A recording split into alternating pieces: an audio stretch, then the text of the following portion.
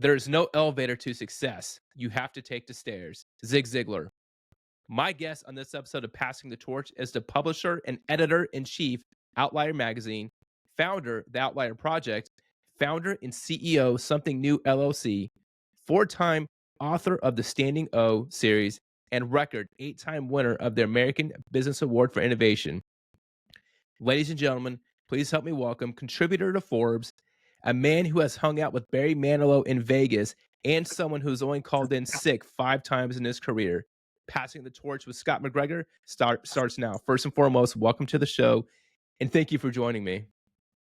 Martin, I love that intro. I love the Barry Manilow and the not calling in sick part probably the most. So Yeah, it's an honor to be here. So thank you for having me. yeah, of course. I appreciate you saying that. Thank you. The first question I have to ask: is the number 5 still? Is that still true? Has it gone up to 6 or higher with regard to calling in sick? No, I think especially now as an entrepreneur, I mean, that was kind of prior to be starting my own business, which was 11 years ago. So now it's, yeah, no, I don't think I've missed a day of work I know I haven't missed a day of work in the last 11 years. And so probably taken about 5 sick days total in 35 years. No, that's cool. Hey, what's the story with hanging out with Barry Manilow? So I was with my team. This is when I was a chief revenue officer. I was with my team in Vegas and we were at a conference and we were hanging out at the Paris Hotel. And apparently he must have been performing there. And so this guy walks by. It's about 1 o'clock in the morning. And I go, guys, that's Barry Manilow. And they're like, no, it's not.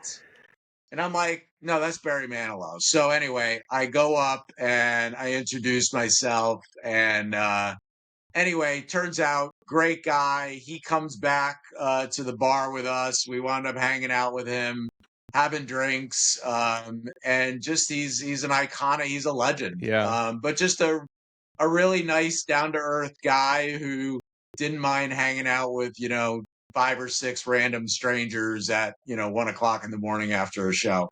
No, that was really cool. I thought that was interesting when I read that. Speaking of legends, you mentioned the word legend. Did you take boxing lessons with Mickey Ward? I did. I did. So we do this thing called the WOW Challenge, World Outlier Week. So we came up with our own holiday. And it's a challenge for all the members in the Outlier Project to do something that they'd never done before. So I thought, what am I going to do? And I've always been a huge fan of Mickey Me Ward, too. and his fights with Gotti were just wars, literally wars. Fight's too And light of a word. Yeah, so war is more yeah, accurate. they were wars. And his movie, The Fighter, I think was just tremendous. So anyway, I said, you know what? Let me reach out. I have some mutual friends that are friends with Mickey. Let me reach out to Mickey and let me see if he'll do like a boxing lesson. So my wife and I went up to his gym, and I mean, he was not fooling around. He put me at, this was 2 years ago, so I was 55. I mean, he put me through one hell of a workout. He was yelling and screaming at me, and I loved every minute of it. It was a blast. I mean, it was carnage. Those fights with Gotti, and it was just stuff made of legends. And I just thought that was a cool.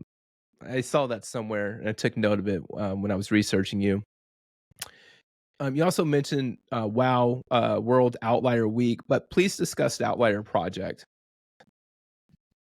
Yeah, the Outlier Project is, it's an interesting thing. It's a community that I started it to give back and to have fun and to make an impact. And it very quickly just took over my life. Yeah. And in 35 years, I've built a bunch of companies. I've written a bunch of books. I publish a magazine, and it is by far the most impactful, fun thing that I've ever done in my 35-year career. I absolutely love it. So I spend 90 some odd percent of my time working on really pouring into the Outlier Project and our community, which is now at around 750 members in 35 countries. And it's just been the biggest blessing of my life. So, yeah, most fun I've ever had. No, that's great. I definitely want to dive in more into that. But before we do, one question I typically like to open up every podcast with, so I'm going out of order today. But if I were to ask you, why is life great right now? If you and I were having lunch, having a sandwich, and I asked you that question, what would your response be?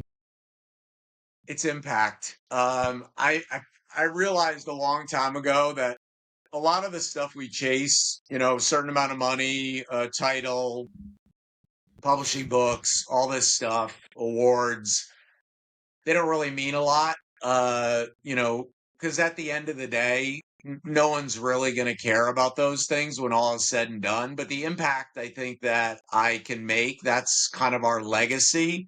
So whether it's Outlier Magazine or whether it's the Outlier Project, those are just two platforms that I have that have allowed me just to hopefully make a very large impact. And what's cool, especially about the community, it's the ripple effect. It's the impact on one member to change their life, to change the trajectory of their life, to help them live an extraordinary life that then has ripple effects that cascade out. And it's the reason why I mean, I jump out of bed every day at 5 o'clock. I cannot wait to get going, because that impact is there every single day. I mean, I just, went to the mailbox yesterday and, you know, got this card, got another card. Just the outpouring of support, and acknowledgement of the impact that we're making is, it's incredibly motivating and inspiring. It's motivated and inspired me. Before we started recording, we talked about Michelle Mace Kern, and I asked her a question on the podcast if she could invest $1 million into any person in 2026. Her answer was you and the Outlier Project. And that's really what just got me going down the rabbit hole and just reading about you, the Outlier Project, Outlier Magazine. It was just so fascinating. You talked about the things that aren't, we do in life get caught up with awards and accolades and the praise. It's very easy to do that. But it sounds like you're very focused and just on staying true to yourself.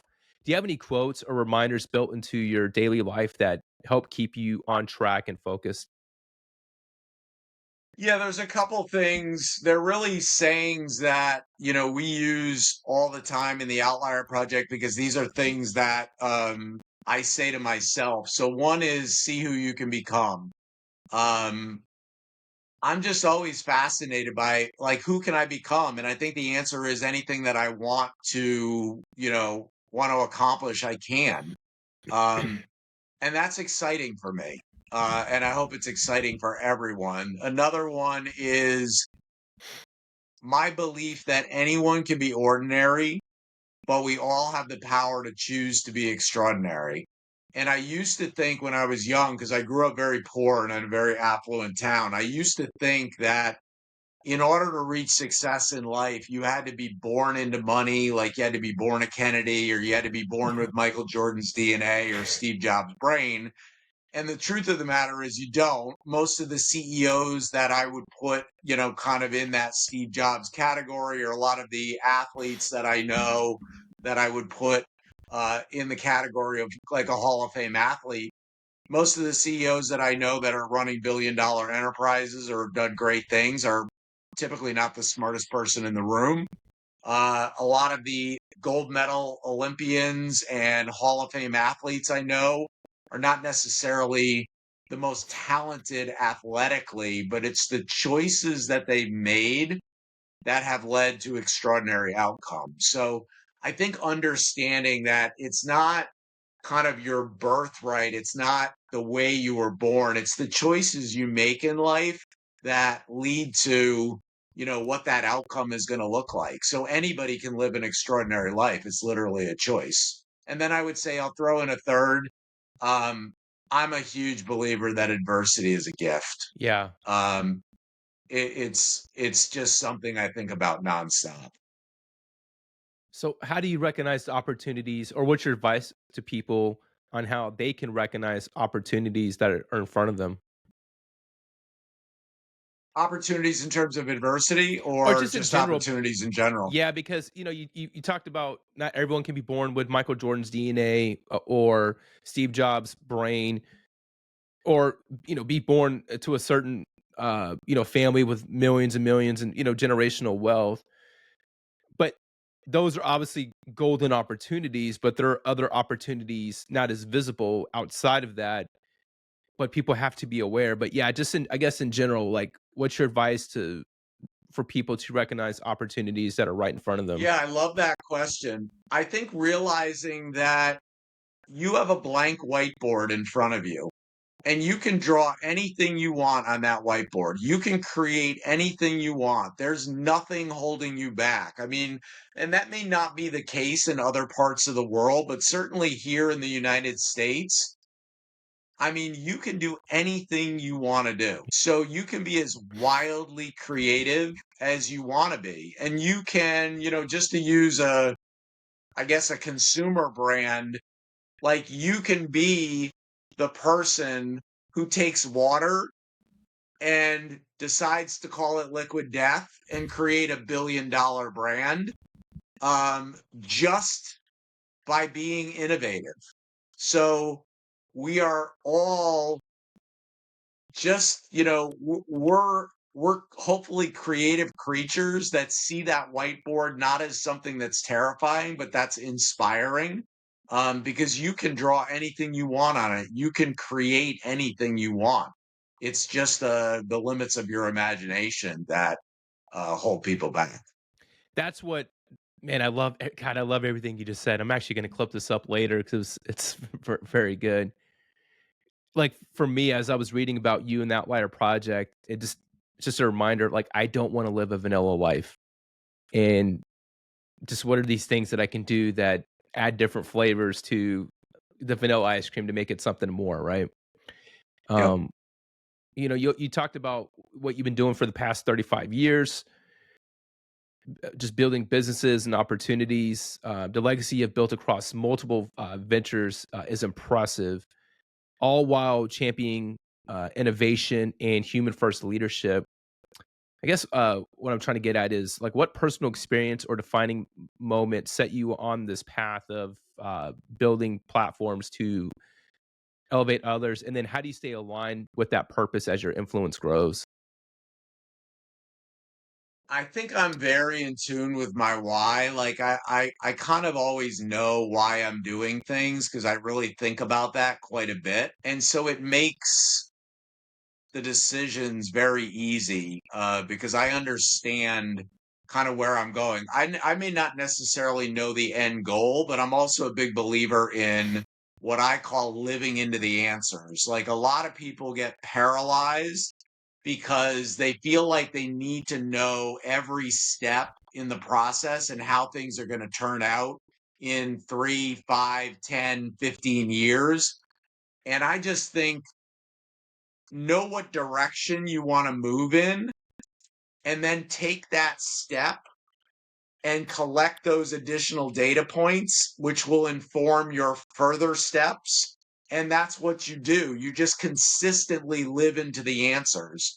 You don't have to have it all figured out. I very rarely do. When I told my team that I wanted to publish a magazine, like a big, glossy, high end magazine, I think, and this happens often, people are like, "Are you crazy? Like, what in the world do you know about publishing magazines?" And the answer is not a lot, other than I'm a consumer. And, I grew up on Rolling Stone and Sports Illustrated, so I know what I like.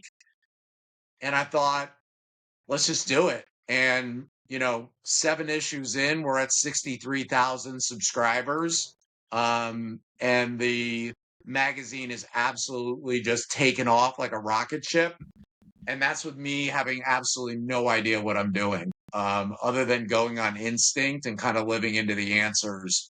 And, I think issue number one was good. they get progressively better. And, I'm not afraid to step into the unknown.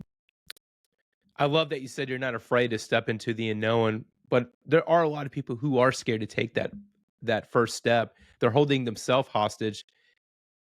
But how can someone uncover for themselves the places where they are not free and which is preventing them from taking that first step? I think you've got to think about what's stopping you. I would say the majority of the time, the thing that's stopping people are other people's opinions. And it's not that I don't care at all what other people think, but I kind of don't really care what other people think. I know what I want to do and why I want to do it. Um, and other people's opinions, like, this is my life, and I'm going to live it the way that I want to live it. And other people can live their lives the way that they want to live it. Like, we all have that choice. But I think that prevents people oftentimes from chasing their dreams is other people's opinions. And other people's opinions, it's your life, shouldn't really uh they don't really get a vote. Yeah, I'm 43 and I'll be 44 in a few months, but that's something I'm still struggling with, but getting better at. It's just removing, having other people's opinions as my personal board of directors, and it's like, why? If I'm passionate about something or want to do something, I just have to, like people told you were crazy for starting a magazine. People probably told Steve Jobs he was crazy at one point, or Michael Jordan probably said that after he got cut from his sophomore basketball team that he wanted to, play in the NBA. People thought you're crazy, but that's a great answer. I love that perspective. Everyone that's done anything great in life, sports, business, military, entertainment, they've probably all been questioned at times. They've always, entrepreneurs especially, typically it's the people closest to us, parents and Yeah. spouses and significant others that are like, "Man, you sure you wanna take this risk?" Like, and oftentimes that holds people back from pursuing the things that they really wanna pursue, but, there's no more bitter taste than regret, and I would rather disappoint somebody who's close to me by me making a decision that really is a decision on my life, not theirs, but they may be disappointed in my decision, than live with the regret because I'd live with that regret forever. No, that's an excellent point. One thing that I wanted to ask you about is you mentioned living with answers, and that's something I actually took notes on about you specifically. And I've heard you on other podcasts, and you've said that networking feels like a dirty word, too transactional, too superficial. Can you share how you approach building, especially in this day and age, how you approach building real, meaningful connections in a world that emphasizes quick wins over lasting relationships? I look at it as building friendships. I think as soon as you flip the script and you realize, like, you and I now are friends, and most people would say, wait a second, you've known Martin for all of 20 minutes. Like, how is he your friend? Well, I know you and you know me, and I'm loving this experience on the podcast. And hopefully, you asked me to be a guest, so we mutually like each other. So to me, by definition, we're friends. So now when I think of Martin Foster, I think, oh, that's my friend. Now we may not be like, having a slumber party together yet, but we're friends. And just thinking of it through that lens of how do you build a friendship? Like, you don't do these unnatural things that people do when they're trying to quote unquote network. You don't go on a first date and then propose on date 2, yet people meet somebody typically on social media, and next thing you know, they've jumped to like, do you want to do a business deal together or something? I'm like, whoa, like build the relationship, get to know each other. And if there's mutual trust and respect and admiration, the other stuff takes care of itself. So I think it's just a lot of it is the mental framework, it's your mindset around how you think about things. But I think of building friendships. And I just talked about this last night. I ran a cohort about how to build high impact, high influence relationships. And I talked about when you shoot your shot. So we've all been told like you're going to miss 1,000 shots that you never take. You got to shoot your shot. And I'm like, yeah, you could do that, but that's going to be a transactional drive-by relationship. And maybe you get that person on your podcast, or maybe you get that person to write the blurb for your book. But is the value of building a friendship greater than that just moment in time? And I would say for me, building relationships with extraordinary people like, Dick Vermeil wrote the foreword to my first book. He's a Hall of Fame football coach. And, I have all these incredible friends that have done unbelievable things. And I think the reason why I have those friends is I'm not looking for anything other than a friendship, and they all know that. So I'm looking to pour into them and be a resource. I'm not looking for anything transactional. You have a story about a friendship you've made from the past, a new friendship from the past 2 to 3 years, and how that friendship came about? Yeah, I guess I'll use Mace. You did such a great job with her on your podcast. So Mace and I met a couple years ago, uh, and I can't even remember how she got on my radar, but this is before she really was, killing it on the speaking circuit, and long before, her book comes out actually today when we're recording this. And so I reached out to her and we just developed this beautiful friendship. Like I could see immediately in that first conversation, I'm like, man, she is going to do some unbelievable things in this world. And that's exciting to me. Like when you see that, that to me is like, it's recognizing Facebook stock, when they're a 1 year old company and nobody believes in kind of this concept. And so I love going kind of all chips in on people like a Mace Curran, who you just can tell like she's just getting started. Like what's going to happen in the future, I think is going to be pretty exciting because I think she's going to make an impact on, certainly so many young women, to really show them what is possible in a world that, in her world, that's so dominated by males. And that's exciting. So yeah, Mace is just somebody that comes to mind that I built a really, really wonderful friendship with. I appreciate yeah, it was such a great I could feel that episode, and her and I just had such a fantastic conversation, and, yeah, I want nothing but the best for her, but so many great stories, and she also has a great music selection, list on Instagram. If you follow her on Instagram, she does a great job with her music, and I told her I created a playlist based off the music that she selects, but, um, I do So when she was coming to a retreat that I was throwing, we put her up in a hotel the night before because we were going to travel together from Connecticut to Rhode Island to get to the retreat.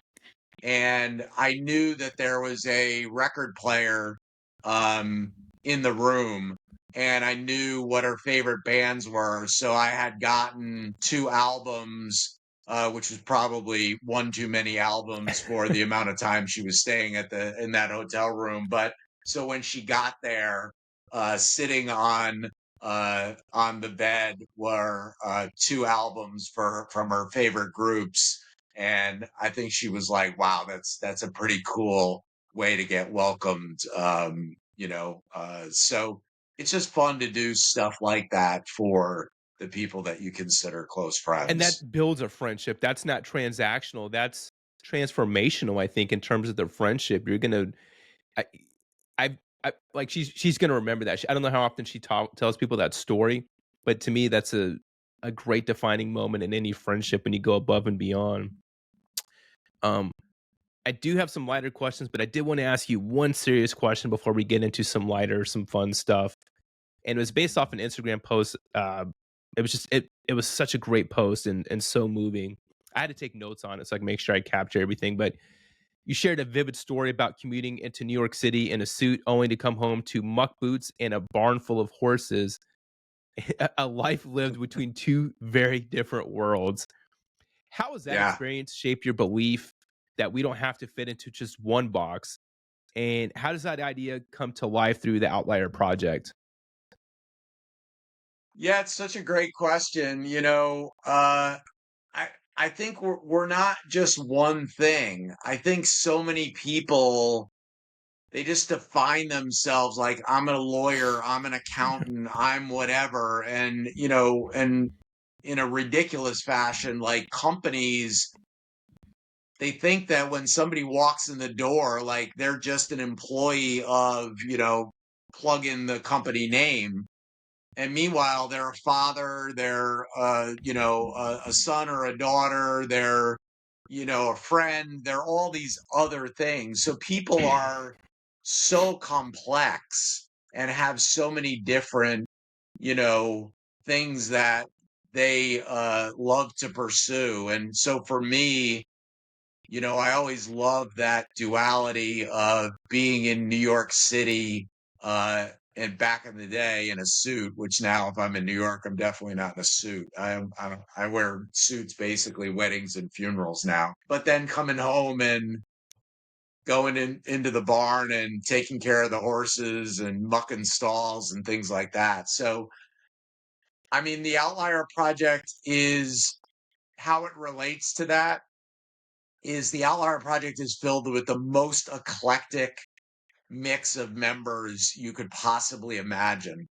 It is everything from professional athletes to entertainers, CEOs, entrepreneurs, Olympic gold medalists, best-selling authors, people from every job title, every industry. So it's eclectic by nature because you can be an outlier and you can have any job title, but we all value being in eclectic rooms. And I always think of it as, Martin, if you invited me to a party and everyone at the party was going to be just one thing: doctor, lawyer, pilot, whatever, I might go, but that's probably not the most interesting place for me to go. But if you say, hey, why don't you show up to this party? There's going to be a Hall of Fame, athlete there. There's going to be an Olympic gold medalist. There's going to be an author. There's going to be an entertainer, an entrepreneur, a chef. Man, that's a room I want to be in because I learn outside of a bubble. I learn from being around really, really diverse people. So the more eclectic to me, the better. Variety definitely for me is the spice of life, and that I think is the case for everybody in the Outlier Project. No, God, that's good. I love that. Yeah, that'd be a pretty boring party if everyone had the same occupation and was just talking about the same things, but I like that. But Martin, that's what people do. People live in these bubbles. They live in these tiny bubbles, and they're like, I'm in HR, so I'm going to join SHRM as my community. I'm going to go to HR conferences. I'm going to consume HR content, and I'm going to connect with HR people. And you're putting layer upon layer on this bubble that you live in, and you think you live in this big world because HR is a big, there's a lot of people in HR, but really your world is tiny. Yeah. And anyone who's done anything great has drawn inspiration from very unlikely sources. So you got to burst the bubble. I feel like that's one thing this podcast, which I didn't realize when I started it, it's just morphed into it, but it allows me to just dive into these different. You talk about spice being the variety of life, or the varieties of spice of life, but again, this is what this podcast is.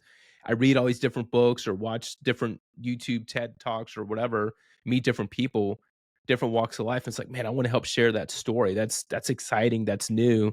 And I think about if I were to host a party, and I would love to do this one day, host a big convention or a big party and have all the guests I've ever had on my podcast, all the different types of people you get to meet. And it's just, I feel like there'd be a lot of positive energy, unique energy in that room.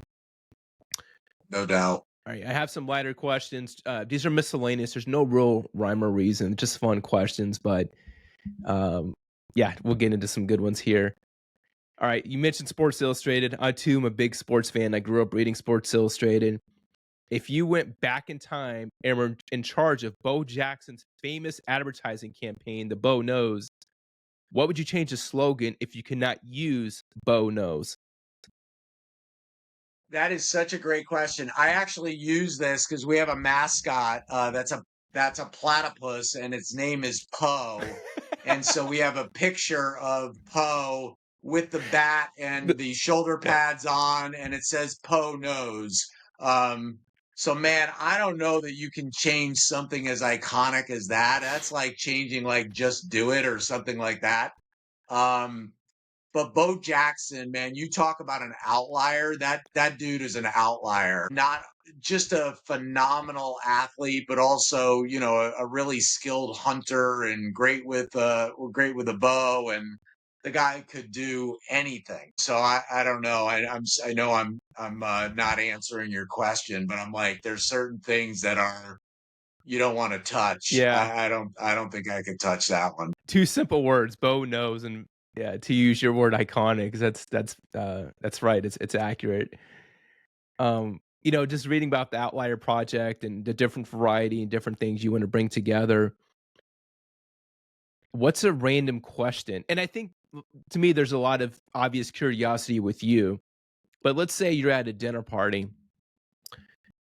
What's a random question you would ask at a dinner party to a stranger? I just am always fascinated by people's lives and the choices that they've made. It goes back to kind of that whiteboard thing. To me, we all have this whiteboard and we've all chosen to do certain things. So I'm assuming that people do these things with some intention. So I'm always curious, like, why did you pick that? Uh, Especially if it's something that I have a hard time relating to. So, you know, like I'm not a finance guy. So anyone who chooses like accounting and finance, like God bless them. Um, it's interesting, like what in their brain, what makes that exciting for them? What makes that, something that they get passionate about and want to pursue? So I've always been wildly curious and I ask a million questions. So it would just be a series of questions of, you know, why they've chosen the different things in their life, not necessarily their profession. It could be hobbies, it could be anything. I'm just really, really curious about that stuff. No, that's a good answer. Yeah, that's I like that. Kind of a follow up to that. What is something that you believe wholeheartedly and you 10 out of 10 recommend? That you have to show up differently to be successful in life and reach your potential. And it's called the Thundering Herd for a reason, because that's where the majority of people on planet Earth are. They're part of the Thundering Herd. But if you want to live an extraordinary life, you have to show up differently. You have to be brave enough to take the road less traveled. And yes, it's going to be lonely, it's going to be dark, it's going to be scary, but that's where the pot of gold is. And I don't just mean financially, I mean just in the richness of your life. So showing up differently to me means everything. And it's contributed to probably every success that I've had personally and professionally. Man, that's good. And that's a great reminder for me because I'm at a crossroads. So I just retired from the military and I'm thinking, Congratulations thank you. and thank you so much for the years of dedicated service. Both of my boys served. So Thank you for that. I is appreciate very that. meaningful to me. Thank you. I really do appreciate that. And I joined because of 9/11, and I retired after I did 23 years. And I think 23 years of my life where there's been this structure, this direction, this purpose. And part of the reasons why I died was, or part of the reason I died, one of the reasons I retired was just because I want to just just go down a new path, try something different. My dad died when Mhm. he was 51. And I think, man, if I was going to die in 7 Wow. years, like how would I want to live that life, or what would I do with my time? So that kind of was a big reason for me toward choosing retirement, was exploring these uncharted paths that are super dark, but just yeah, some exciting. So that's very refreshing. That definitely hits home with me. Last two questions. I'm trying to be conscious of your time. Is if there's a giant billboard with your picture on it for the world to see, what would you want your message to say? And everyone had to read it. Where would you want your message to say? And where would you want your billboard to be?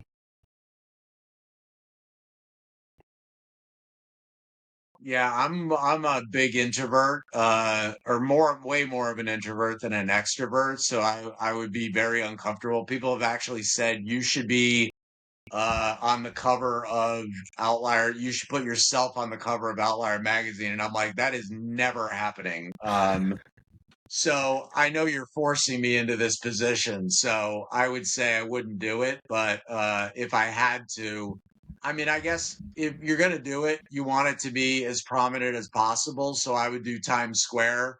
I've had three of our Outlier magazines featured in Times Square, so I've got some experience with that, with other people on the cover. And I think it's simple. At the end of the day, I just want people to say Scott had a positive impact on my life. Um, it doesn't have to be anything grandiose. I just want to know that I had an impact, a positive impact on people's lives. And if they learned anything from, it doesn't have to be something I've said, but just maybe observing the way that I navigate life, and think about things, then I think that's a life well lived. That's great. I love that, especially Times Square. Can't go wrong with that. One last final question is: what is one piece of wisdom would you pass on to the next generation of people to help them light their own torch and carry it forward?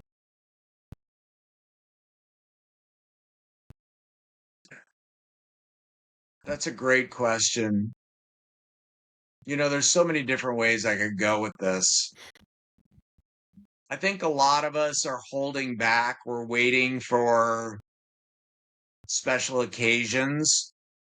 Um, I don't believe in special occasions. I think every day is a special occasion. So I always say, like, if you've got an attic where you're storing the good china, or if you've got that great bottle of wine tucked away, uh, or your good stemware is in a cabinet somewhere and it's just collecting dust, break that stuff out. Every day is a special occasion. Like, we never know. Just like your dad passing away early at 51, we don't know what tomorrow brings. So every day is a special occasion, and treat it that way. Break out the china, pop the champagne. This is it. We get one life, and you've got to maximize every moment because we never know when it's going to be our last. So I guess that would be part of my advice. That is perfect. And I'm actually going to name this episode "Every Day is a Special Occasion." Man, that is fantastic, Scott. I do have one bonus question. How can I serve you? What can I do for you? Yeah, what can I do to best help you? You're doing it right now. I mean, you're giving me a platform to talk about things that I care about, and you're open to you and I building a friendship. So I'm not a transactional guy. Like, if this is it, if we're just on a podcast, I appreciate it, and it's an honor to be on your podcast. Um, but I always think it's a shame when these are fleeting moments. So I mean, a gift that you could give to me is, let's keep in touch. Like, I want to be a part of your new journey. into, a world that's probably a little bit foreign after 23 years in the military. And, I've seen many, many people make that transition. I have a ton of friends uh, with military backgrounds and a ton of friends with athletic backgrounds. And I have one friend, Nate Boyer, who is a Green Beret, but he also played for the Seattle Seahawks. And he started a nonprofit called MVP, which is merging vets and players, because everyone, whether you're a pro athlete or whether you're in the military, that transition is super hard. So if I can help in any way at all, I want to be a part of that journey for you. So, Thank you. you know, I guess that's what you could do for me is let's make sure this isn't transactional and that you and I figure out a way to stay in touch and stay in each other's lives and build that friendship even further. Absolutely. He was actually a guest on my podcast earlier this summer, and I love I Nate. mean, just a great, Such a good dude. yeah, just such a cool story. I mean, his, I mean, his life could be told in 5 or 6 different chapters, and he's still a young Yeah. man. I mean, he's not, he's still, And now he's an actor. And now he's, yeah. I mean, he's got a million things going on. But even for him, when I did his intro, it's like, how do I even describe how do you pick something with him? Because like each thing has its own. But yeah, I love MVP. That's they're doing great stuff. Oh, I wanted to tell you, John McCaskill was also on my podcast very early on. Love John. Yeah, and Johnny and I are good friends. He's our top advisor for mindfulness and ye- meditation in the Outlier so Project. I met him in person 4 years ago at a mill. We were at a leadership off. We call them offsites, and he was brought in. And initially when they did the intro for him, it was like, oh, here's this retired Navy SEAL, and it's like, oh, great. Now like I can already picture what this guy's going to be like, but he's the opposite of that. For him to be a Yeah. retired Navy SEAL and then talk about the importance of meditation and mindfulness. So he did my podcast a few months later, and I've actually applied principles, following his principles since that time, because it's oh man, it's so good, and something especially as men we don't talk about often enough. So when I was going through Standing O, the salute, and saw his name in there, and I was like, wow, what a small world, how we're all connected. Um, Yeah, yeah, it is. It really is. John's a very special guy. He actually reported to one of my really good friends, Captain Todd Seneff, who was a 30-year Navy SEAL wow. commander, who John reported to in his time in the SEAL teams. But Scott, yeah, thank you again so much. It was truly an honor, and I appreciate you joining my podcast Thank you, Martin. This was absolutely a ton of fun, and I appreciate you thinking of me. And let's keep this friendship rolling. for sure.